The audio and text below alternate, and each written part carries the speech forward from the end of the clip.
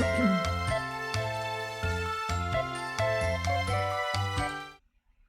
right. Hello. Bit of calamity here today. I've switched from Ecamm Live to OBS to try and get things to work a little bit better. Let's hope they're working. I still have to figure out some of this stuff, but it gets better every time. So first up, thank you to everybody who has watched or subscribed and even donated. I got my first PayPal donation last week, and every time I'm sort of lacking in confidence or struggling with thoughts that I don't want to really do this or questioning myself, something happens where I get a bit of encouragement, and that donation was just incredible because I've only been doing this a few months, and the fact that someone's willing to flick me money, like, it's one thing to watch and it's one thing to subscribe, but to actually give me money of encouragement, it's absolutely incredible. So I am so humbled by that, and so thank you so much. I don't know if you want to be named, but you know who you are. So it gives me that little boost to want to keep going. So thank you. This is way out of my comfort zone, and regardless of what people say, it still makes me incredibly anxious. And so just keeping on, just the support is fantastic. I hope to at least deliver some value and deliver on people's expectations. So thank you. I'm also just going to live stream because every time I try to pre-record video, it just I end up having to do 12 takes, and I've just decided I'm better off on the fly because that pressure's there, and if you'll get used to my style, and I waffle a little bit, and if I do that, then you'll forgive me, and it's okay, and I just knock the mic because I'm a legend. So I got my zombie mug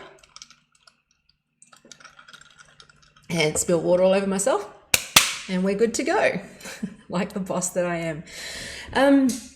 So you might be familiar with this thing I want to show you because on Twitter I did share this the other day. Now, the thing that I want to explain is that I've been doing a lot of research on wokeness as a religion, I guess.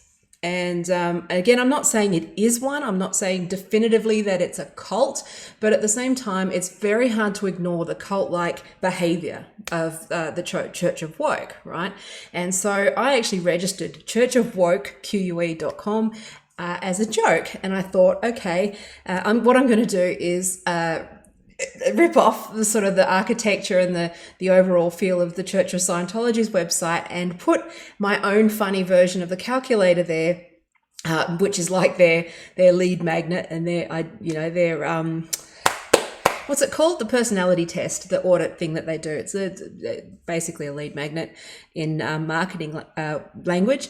But so I thought that I'd make this thing, and I was like, oh yeah, I'll make this website. And I thought, okay, so what questions should I put in there to make sure that I can design it so that there's a zero win?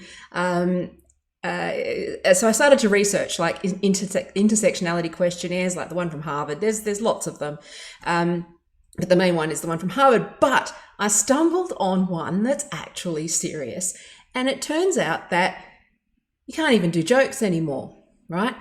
The funniest thing about this church, and I go back and forth. I mean, part of it's actually quite terrifying when you get under the surface of the political implications and those sorts of things. However, the fact that this is there, and I legit had to go, okay, is this a joke or is this legit? Someone has actually done the calculator that I thought of like as a joke. It was meant to be a parody, is there as a serious tool for educators. I had to crawl through the website to see if it was a joke or not, and you'll see why. I'm going to show this. We're just going to walk through it just for shits and giggles, because it's it's delicious. Okay, so now look. These videos are aimed at people who might not know some of these terms. Intersectionality. I'm just going to bear with me for a few minutes just while I talk about what that is just a little bit, just for the people who need a bit of a up to speed. Let me get my notes, because otherwise Tay's ADD brain disappears. Hang on, words disappear in my ADD brain. Intersectionality is, there's lots of different words for it. That's it's a word that was it was coined by a black feminist called Kimberly Crenshaw. I think it was Kimberley or Kimberly, I'm not sure. But it was in the late 80s. And where it comes from is that it had roots in critique of the white feminist movement of the 60s in America. Okay, so there's lots of different, the thing about sociology and politics is that there's actually lots and lots of different concepts that are sort of interrelated, and there's slight divergences, but they're roughly the same principle. Let me gather my thoughts. So in the feminist movement, in the first wave, the suffragettes, and the second wave of the 60s, it was very... a lot of the criticism around that movement was that it was very focused on white middle class women, okay? And rightly so, black and working class and those sorts of groups started to critique the feminist movement.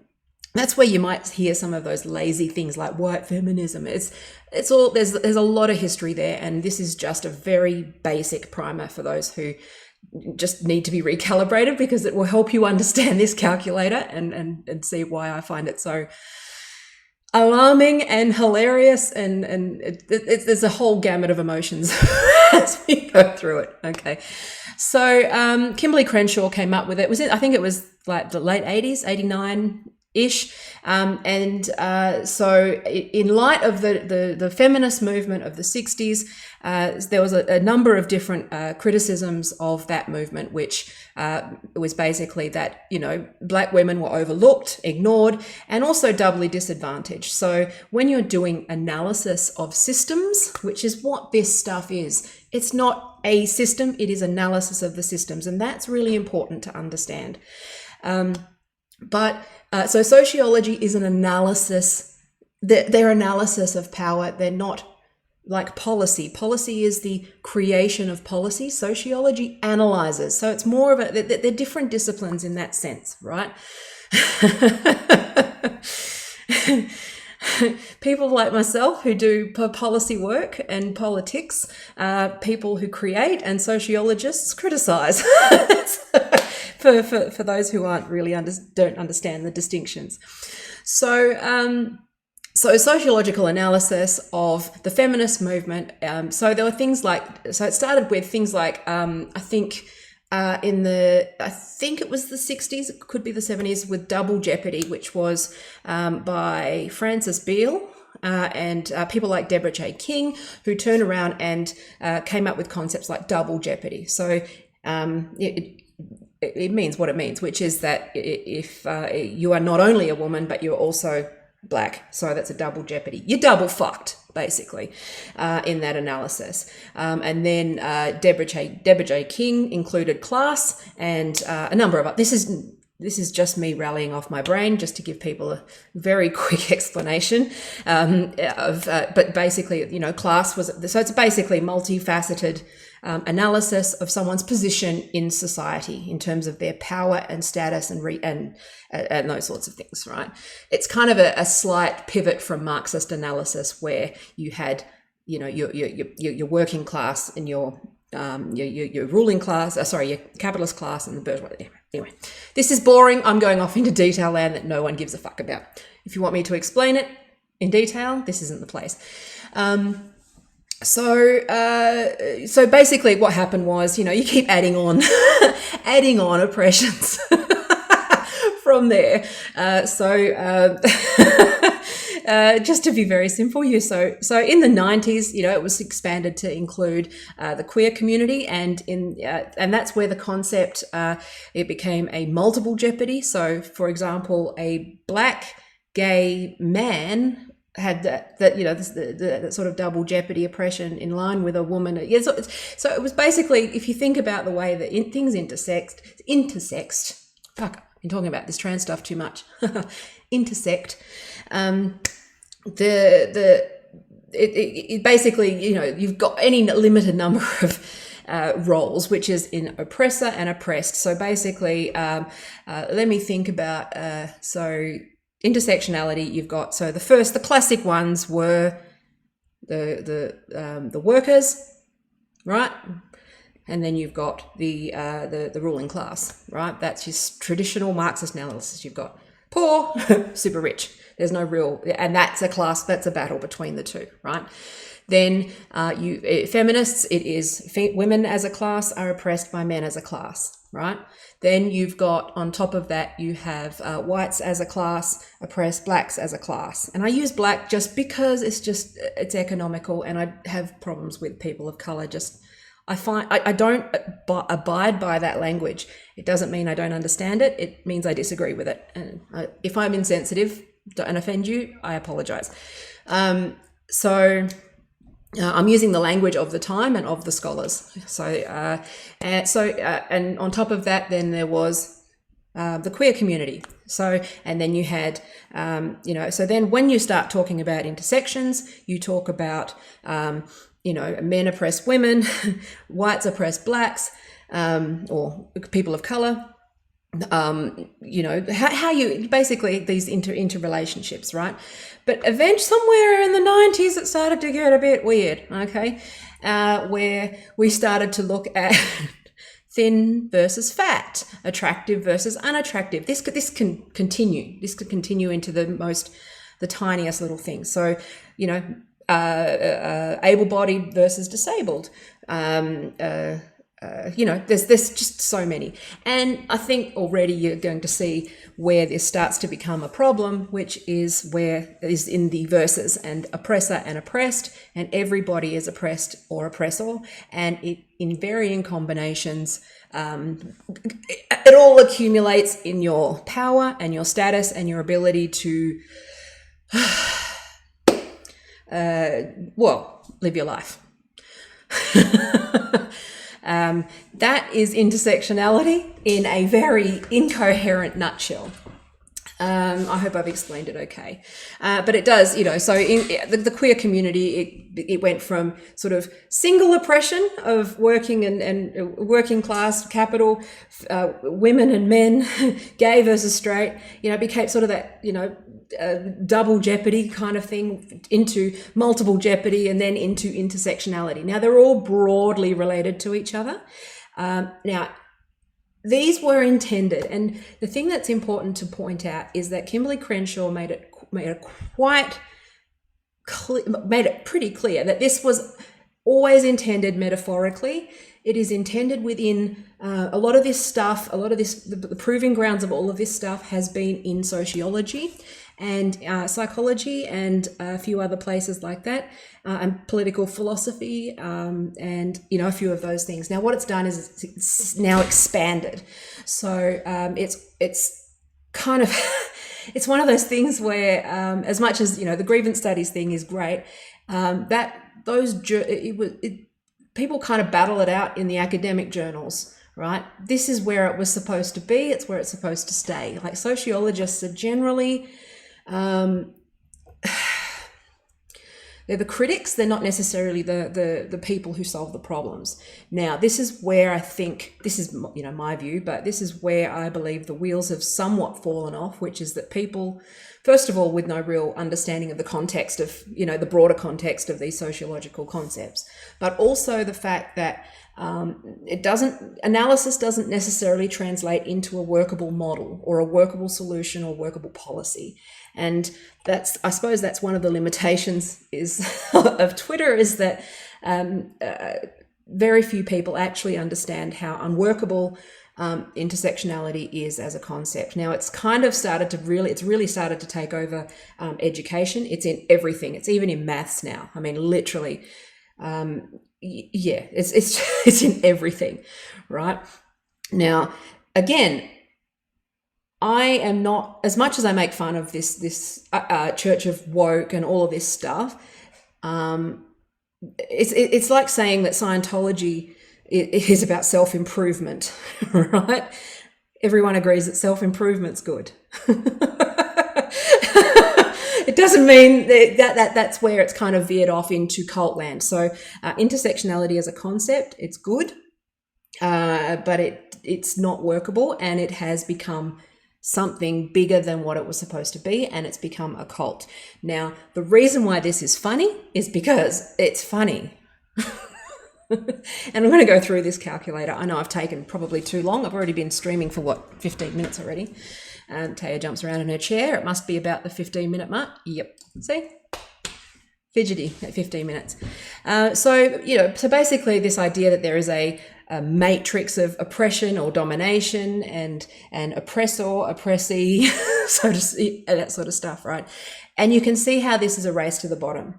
Now, the reason I took the time to clarify that is because I think I need to clarify the terms, but I use things like, you may have heard terms like the oppression Olympics or identity politics or wokeness or all of these things. I'm using them, I'm just using them synonymously. The details are slightly different, but I just want to say that that's so you have some sort of understanding. You may have heard people saying, check your privilege. You may have heard, these things about being transphobic or all of those horrible words that you see attached to things. They are, that sort of catastrophized language around this stuff. That's where it's turned into a bit of a cult. Okay. So, and again, it's sort of been weaponized in the sense, sorry, I'm just flicking windows for a bit. So that I don't keep looking up at my own face. Isn't it fascinating? We're all drawn to faces, like no matter what. So anyway, but what this does, and I know I'm sort of talking at a manic rate, but I just wanted to get through some of that quickly because I just want to show you the calculator and I don't want this stream to be too long, is that because it positions you as, oppressor and oppressed at varying intersections, right? It's turned into a strange competition, right? So this is where it's turned on its head a little bit, where I am more oppressed than thou, which again, it's not a bad thing to consider. But the problem is that this goes back to my video where I observed this happening on Jezebel, where it became something else, where it became something where it flipped. It became kind of like a weird caste system where they sort of have a new hierarchy based on all of their oppression labels. So that's the context for this calculator. And it really does encapsulate sort of the backwards thinking, but also it's quite insidious when you actually look under the surface. So I'm hoping to keep this like as short as possible, but I do tend to get excited and wander off, so I apologize. But it is simplistic, right? But it's actually supposed to be. So the idea is, you could use this as a tool in Socratic thinking. You could actually sit there and go, okay, but what about this perspective? What about that perspective? What about that perspective? That's what it is. It belongs in it belongs in the right hands with the right process, with the the assumption of good faith, all of those sorts of things built in. It is not intended to be used as a model of thought outside of that setting, and that's where I think a lot of this has gone wrong, and it really does show how dangerous weaponized ideologies can get, because you've seen how this has gripped in the space of yes, it's taken 20 years, but in just since social media and everybody grabbing on to these simplistic ideas and weaponizing it, and how much power this gets, how ugly these things can get very quickly. Now, it's well established, this is why I'm not a socialist, because I don't believe that Marxism necessarily works. I don't believe that socialism is necessarily, because someone's got to be in charge, someone's got to be in power, and someone people usually die and people usually fight and they become factions. That's just how it works. Capitalism isn't perfect, but at the same time, it's the most I tend to be pluralist in my thinking, and it's the most pluralistic way, I guess, to run society. So that's just where I see things. I've wandered off into academic sleepy town, so I apologize. Maybe I should show you my zombie mug and have a drink of water. The Monster Mash. Okay, so, but look, there's a lot to unpick here. And that's part of the reason why I now want to make this the focus of a book, because it's really quite a lot. But look up the grievance studies stuff. There's a lot of, I actually really enjoyed The Madness of Crowds. I'm also reading The Coddling of the American Mind by Jonathan Haidt at the moment. Fantastic. There's a lot of great texts that give you a quick summary of a lot of the stuff that's swimming around in my head. So, and this, I mean, you can see how this would explain some of the tensions between, I guess, your traditional radical feminist. I prefer a classical feminist just because I'm not a Marxist feminist. I also, between that and intersectional third wave feminism, because once you start to incorporate, the trans, for example, that actually means that in this hierarchy of oppression, trans is actually more oppressed, i.e. biological men, right, are more oppressed than women as a class and women as a group. And that is where I think a lot of people get a bit shitted off. So that's where a lot of that tension lies at the moment, which is there's a lot of tensions between schools of thought, but also between the different groups that are still struggling for power, and they're actually at odds with each other. So this is where intersectionality becomes an issue, because it is quite divisive, and it is also, it sort of puts us into a state of, it's quite destructive, right? In the wrong hands, and that is, where everything is an oppression, and that's just not how things work, right? It helps policymakers to understand who might be affected by things, but it really just get it out of your businesses if you can, okay?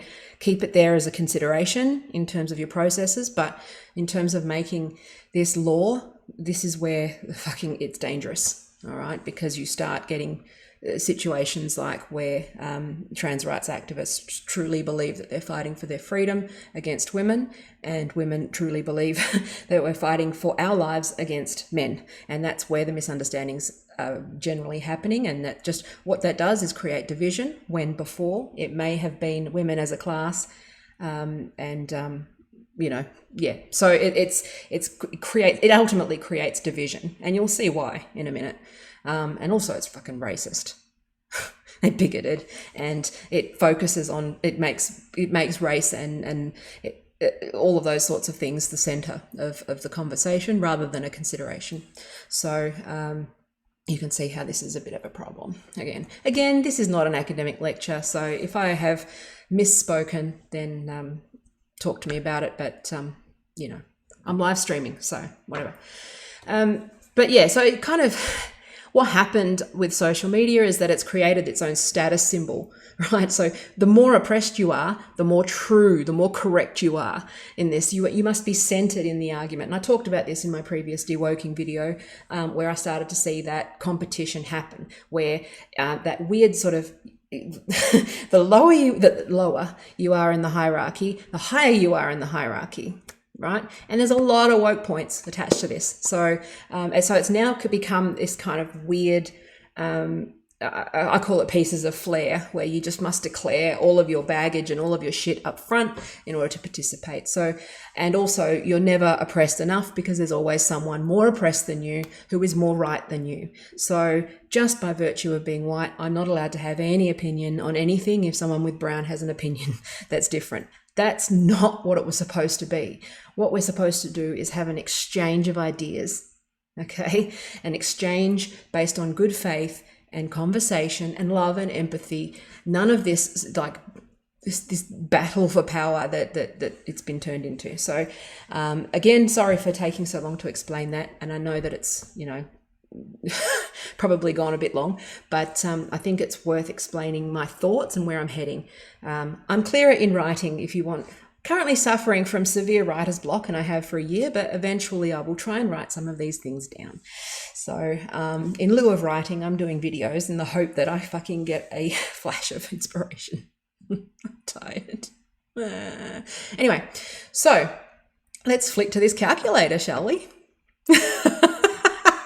Let's get there. We'll get there eventually. See? My production values are good. Getting there. See? I switched. So I'm slowly, incrementally getting better. Let me just turn this off so this isn't distracting me, because this is my permanent camera now. Okay. So this one's a cracker. Okay, so again, I just went to go to, because I wanted to try and find what all of the intersections were, and this one came up first on Google. This was meant to be a piss take, and this one is serious. Okay, so you may, I'm going to go right through this, so strap yourselves in. I'll go down to the bottom in a second first before we do the calculation, but it turns out that Kim Kardashian, so this is where it becomes backward. Right, I've talked about this before, which is the number of times that I've been lectured, yelled at, first of all by, a woman of colour who is substantially more privileged than I am in every other respect, but I'm not allowed to speak because I'm white and I'm the oppressor, right? And the same tension is happening with feminism, where men who identify as trans are suddenly given a voice over and above a woman about what feminism is and isn't. This is really at the core of a lot of this tension and why it is so toxic and divisive in terms of policy. So again, if I misspeak, whatever. Okay, so all right, so I'm going to go through this now. So you may have heard of intersectionality. It's also that, also don't forget, there's this tone, and I did this with the Colorado State University, where there's that real patronizing culty tone to it, right? So read it in that tone. That just think of that really up themselves sort of the pretentious fucking white yuppie champagne socialist who thinks I'd only watch ABC and SBS and I'm better than you, and those people, right? Read it in that tone, because it just makes it a lot more entertaining. I'm not saying that that's who they are. I'm gonna get in trouble for that, but I'm just saying, read it in that tone, because the condescension comes through very clearly that way.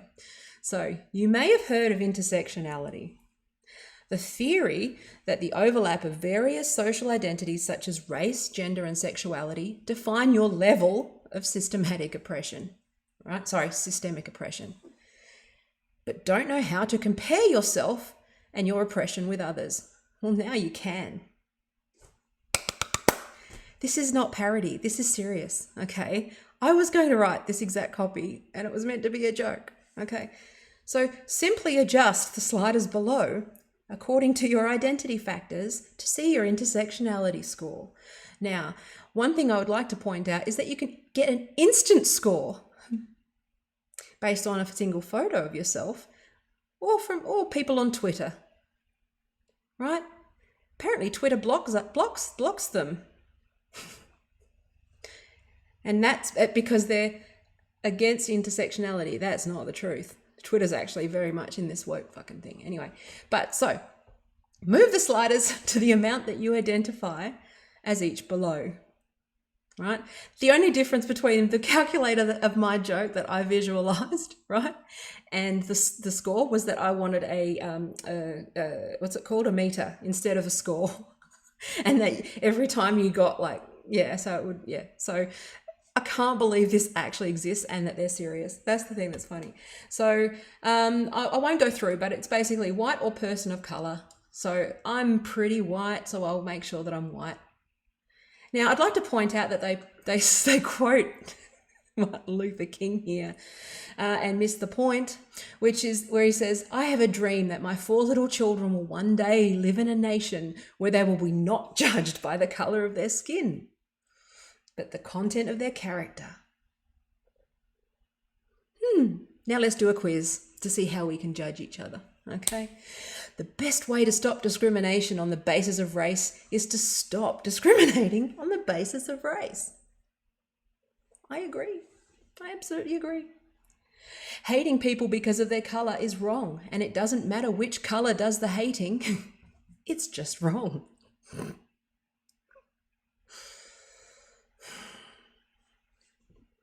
Okay. So you got white. It's on a spectrum here. So straight, you're either like very straight, which is all grey, right? Or a little bit or a lot gay, and the score changes, right? So for a little bit gay, you know, you're 38. For straight, 31. 41, you're like extra oppressed. So you're more oppressed as a lot gay than as a little bit gay.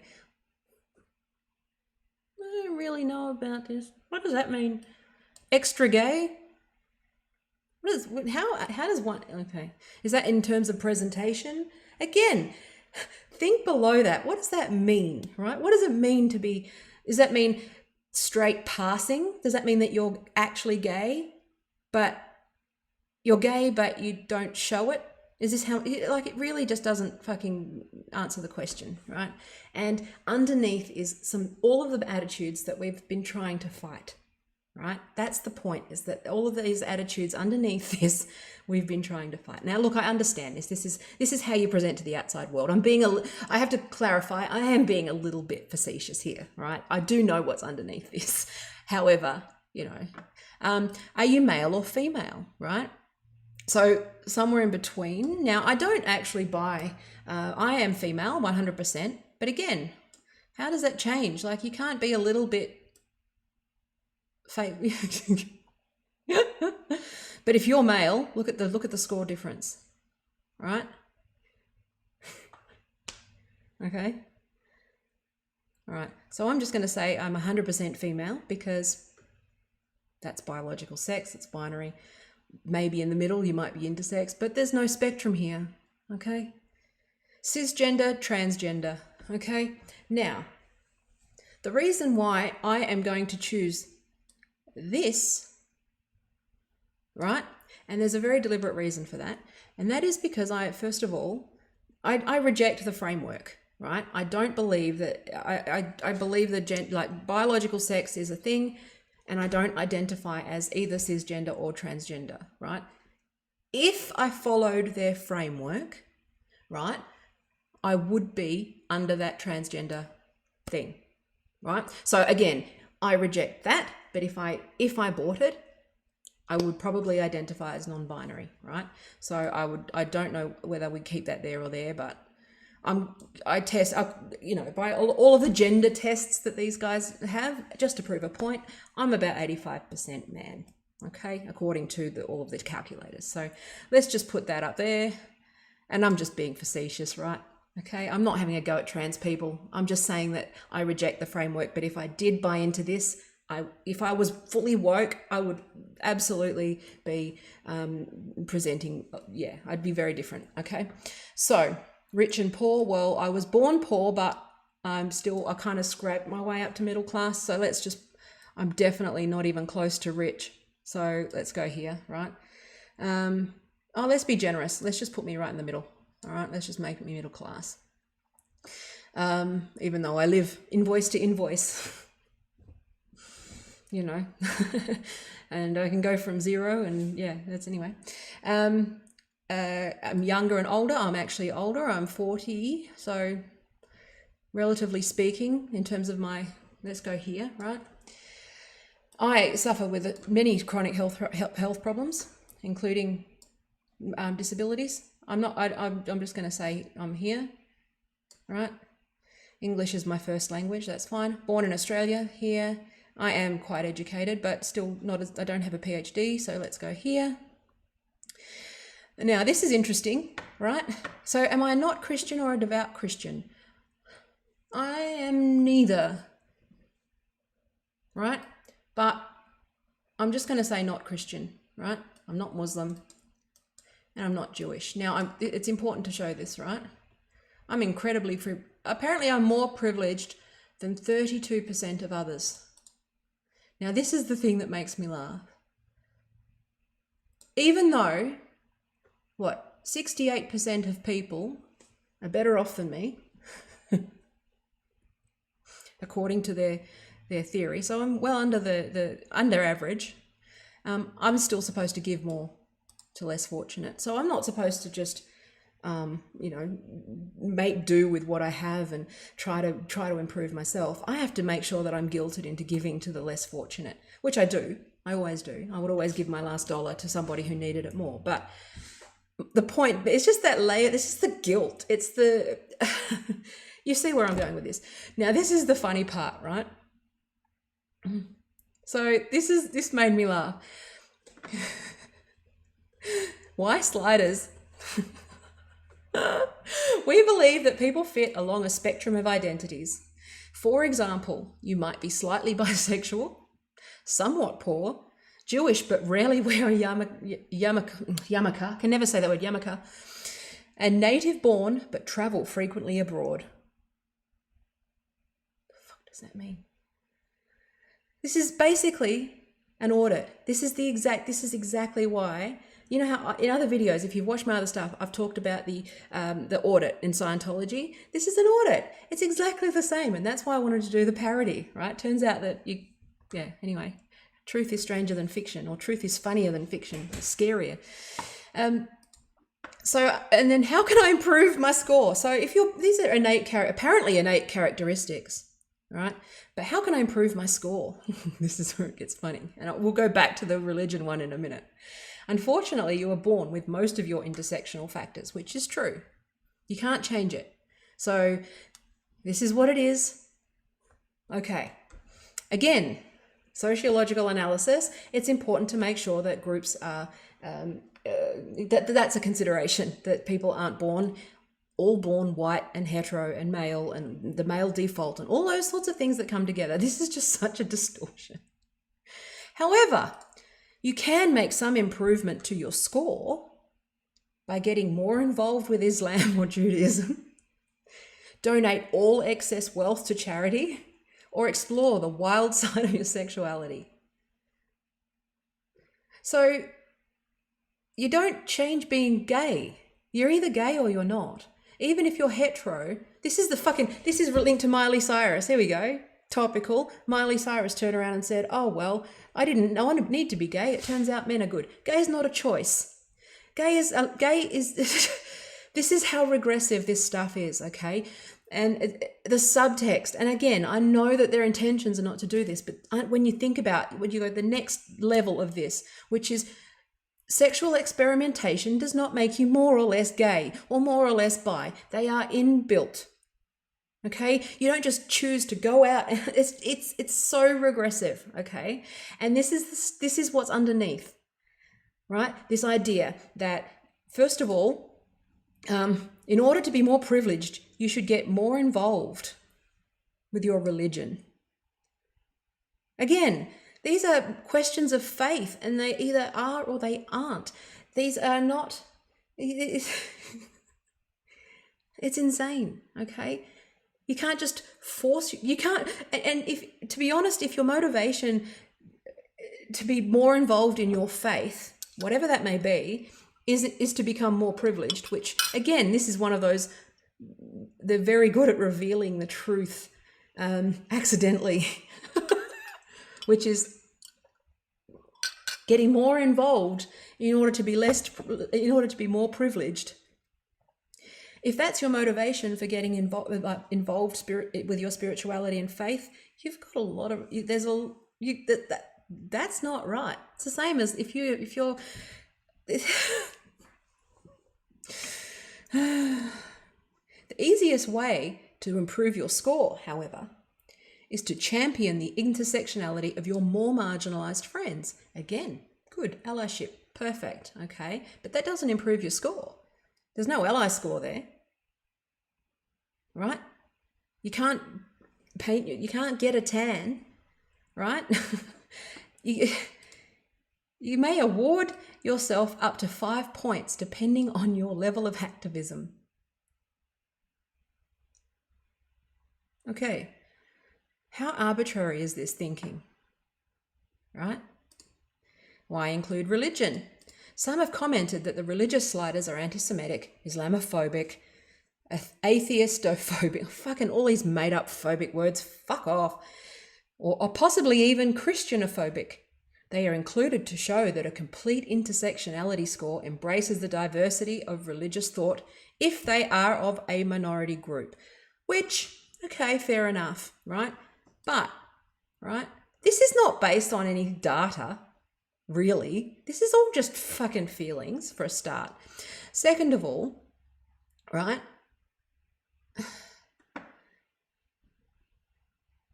if you're English second language, right, but if you're, I know people Dutch people, for example, they speak English, German, and Dutch, right? English is not their second language, but they're wealthier and whiter. You know, like, this is where it's just so regressive, and it's ultimately quite racist and patronizing, right? Now, look, change this. Sorry, I got distracted. But so go from not Christian, right? My score is what? 44. To devout Christian. Apparently I'm privileged, more privileged than 42% of people. Purely by changing my thoughts and my beliefs. So if I read the Bible and study the Bible and go to church, I am instantly like, how is that cool, right? But if I'm not Muslim, right? 44, become a devout Muslim, it's different, right? Not Jewish was 44, devout Jewish, 41, right? So if you decide that you want to be more Jewish, then you can increase your privilege.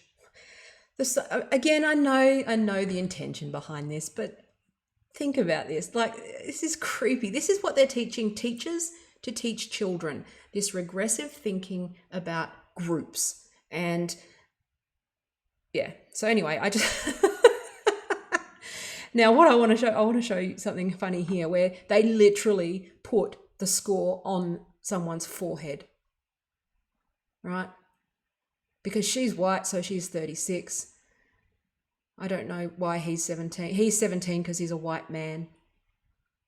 And he's a mixed race man from the office, so his arbitrary score is 45. And this is where it gets funny, because guess what? Look at these Twitter profiles, right? I know I've gone too long, but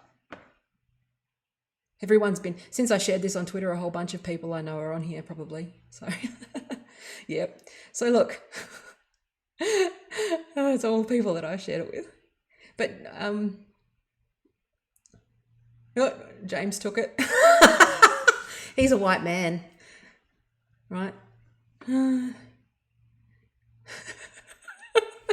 It bases it on the photo.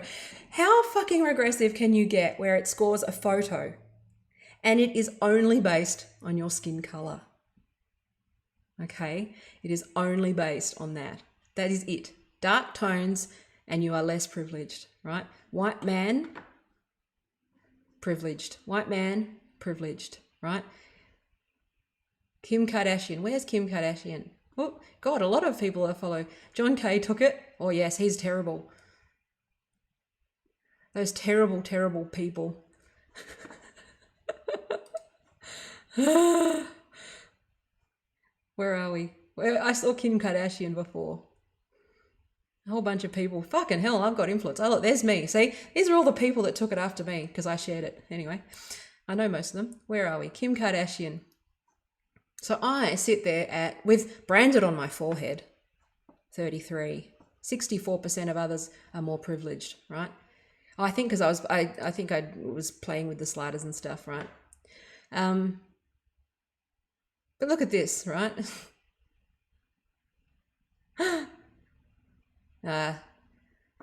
It's gone. Let's look at, hang on, let's find it.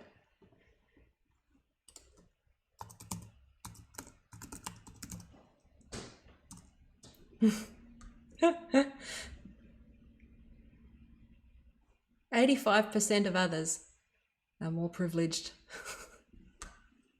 than Kim Kardashian, one of the wealthiest women in the world. And you know why that is? It's so regressive, and so it completely ignores class. And anyway, I know that I've talked way too much about this thing, but it's just like, can we get past this? Right? This is the danger of identity politics, right? When you start giving people scores, and this, again, there's a bigger picture with this, which is that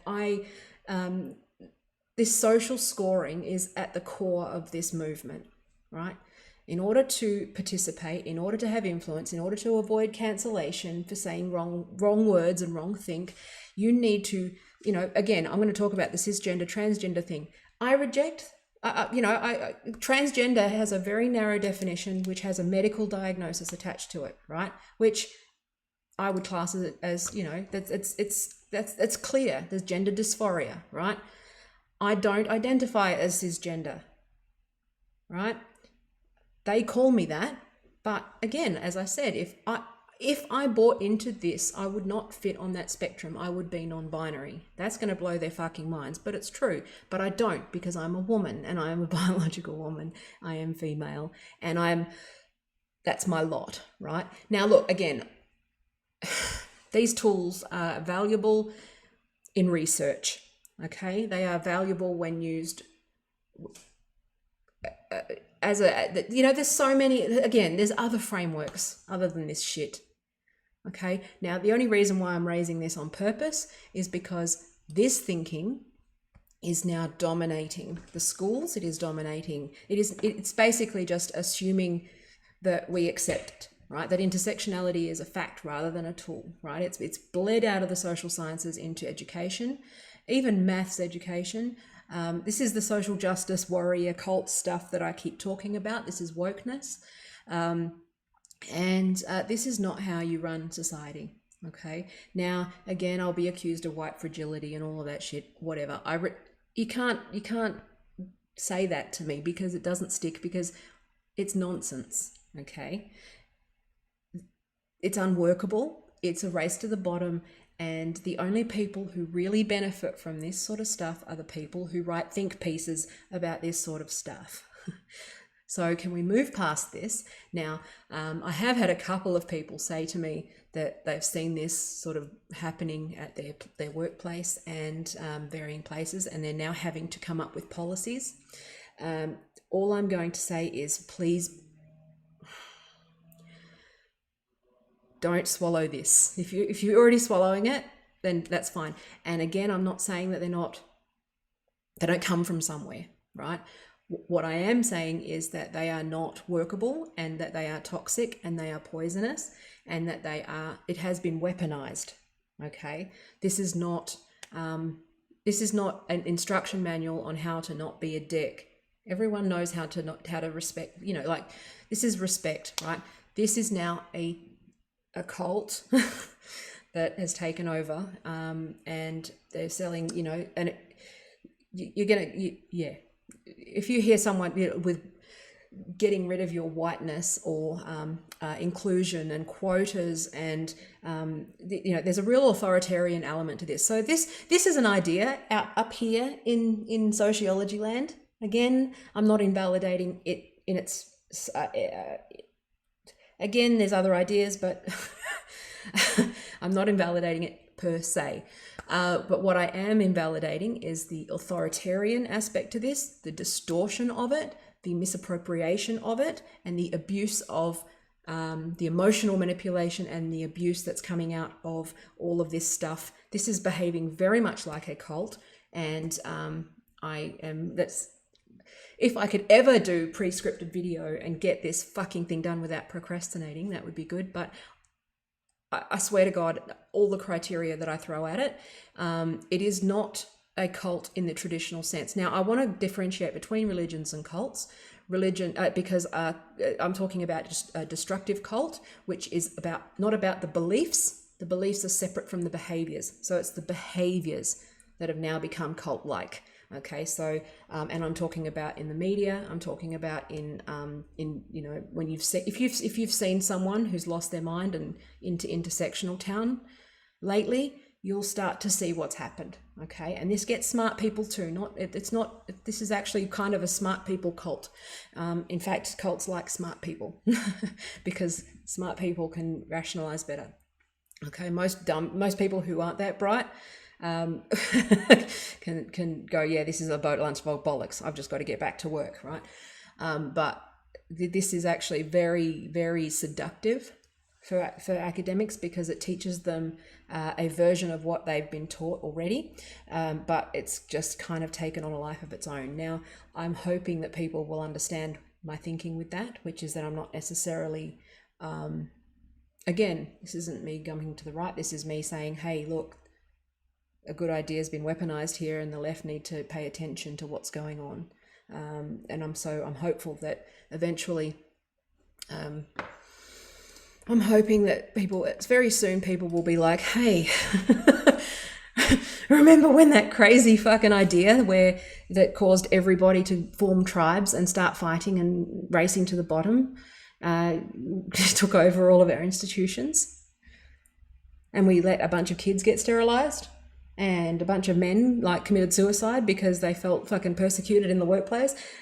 Again, I'm not saying that, again, I know that's a slippery slope, but at the same time, we know from history that these things have a very, they're quite capable of traveling very fast and getting very ugly very quickly. And with social media, things can move 100 times faster, right? This movement has taken over in, the spate of 5 years when it's, for example, trans rights. I don't want to hammer on about it, but trans rights, they've made gains that the LGBT community took decades, and women hundreds of years before them. They've made headroads in 3 or 4 years, right? Or 5 years.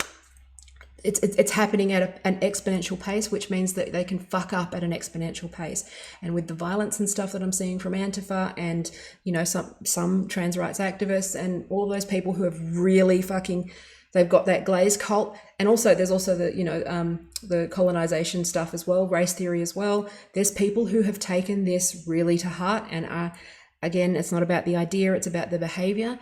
And we need to start paying attention to those behaviors because they're actually very worrying. Now I'm going to do another video at some other point about authoritarianism versus libertarianism. I don't believe that we're in a left versus right battle anymore. I believe we're in a libertarian versus authoritarianism battle. And that's part of the reason why the alt-left and the left and the alt-right and the right are in sort of some sort of weird split, and you find the alt-left and the alt-right being sort of, not alt-left, the old left and the so-called alt-right sort of having together because they're roughly libertarian and they're trying to protect free speech and stuff like that. So I think it's very important that people start to pay attention. Again, I'm hoping that people peek slowly on this and see the intent of my message behind this. This is said with love and tough love, and but please don't play with these ideas. They're worrying. They have an ability to turn Orwellian very fast, and it's being enabled by the tech companies because the tech companies really, really do want to have that division because it drives outrage and it drives clicks and it drives traffic, which gives them money. So it's and they also want to be, they're technocrats. They don't want to be, they want anarchy, right? They want to be in charge. They want to make the rules. So we have that a real battle on our hands with tech, and don't fool yourself, right? Okay. I try to have an optimistic view, but this is where it can go. So anyway, I've waffled a bit too long. Hopefully that was something. Videos are usually better than I think they are when I'm saying it because I'm always all twisty and nervous inside. But if you want to support me, I'm so grateful just to like and share and watch and subscribe and tell your friends that I'm really cool and all that sort of stuff. But again, the two ways that you can help me is you can donate directly. You can be on my Patreon. It's kind of neglected. I've got to update it and stuff. If you're able to, if you want to donate or subscribe to my Patreon, I can write a book then. Once I can afford to do less work, I can write my book. But otherwise, you can refer me for my business services and just visit tayasmith.com.au. And I'm just going to keep doing live streams because I'm just going to be me. I can't do this scripted thing. I just like live streaming. And if fewer people, I just want to, I'm happier this way. So anyway, I love you. Thank you for watching if you've made it the whole way through. I very much appreciate every second that you give me of your precious, precious life seconds. And that'd be, thank you. Love you. Bye.